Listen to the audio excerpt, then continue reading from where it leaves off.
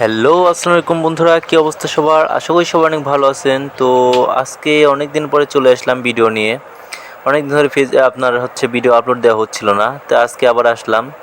মানে ব্যস্ততা থাকার কারণে হয়তো বা ভিডিওগুলো আপলোড দিতে পারছি না, আপনাদের সঙ্গে দেখা সাক্ষাৎ করতে পারতেছি না। তো আজকে চলে আসছি যে আমার বাড়ির মাঝখানেই মানে একটা গর্ত করা হয়েছিল, মানে বাড়ির কাজের জন্য মাটি উঠানো হয়েছিল এখান থেকে।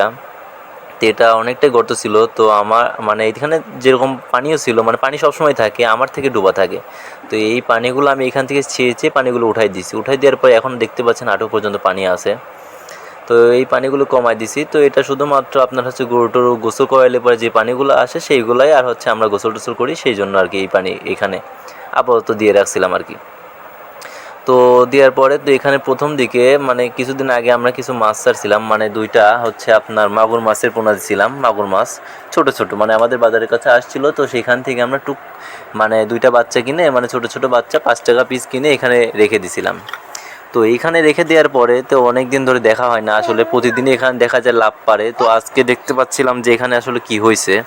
তো প্রতিদিন লাফালাফি করতে দেখি, তো আজকে এখানে গেছিলাম যে মাছগুলো ধরে দেখি। প্রথম দিকে অন্যভাবে চেষ্টা করলাম, লাঠি মাটি দিয়ে খোঁচাখুচি করলাম, ভয় পাইতেছিলাম আর কি, অভিজ্ঞতা নাই।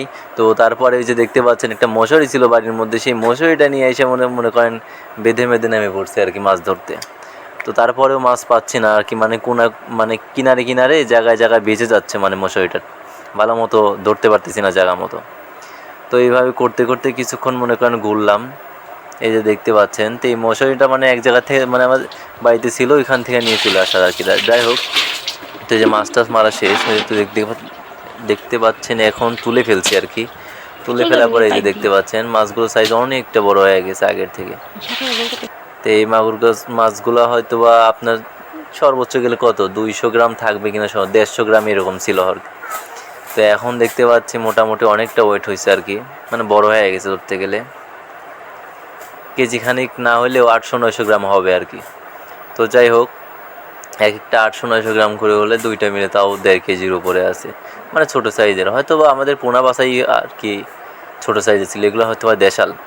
তো যাই হোক, যদি হাইব্রিড হতো তাহলে দেখতে দেখতে তাড়াতাড়ি বড় হয়ে যেত আর কি। তো এই মাছগুলো ধরলাম আজকে, ধরা মরা শেষ। অনেক পরিশ্রম হয়েছে ধরতে গেলে আজকে, আমি মাছটা ধরি না আর কি। তো আজকে এই প্রথম এরকমভাবে ধরা বড়। তো প্রথম ভয় পাইতেছিলাম নামতে।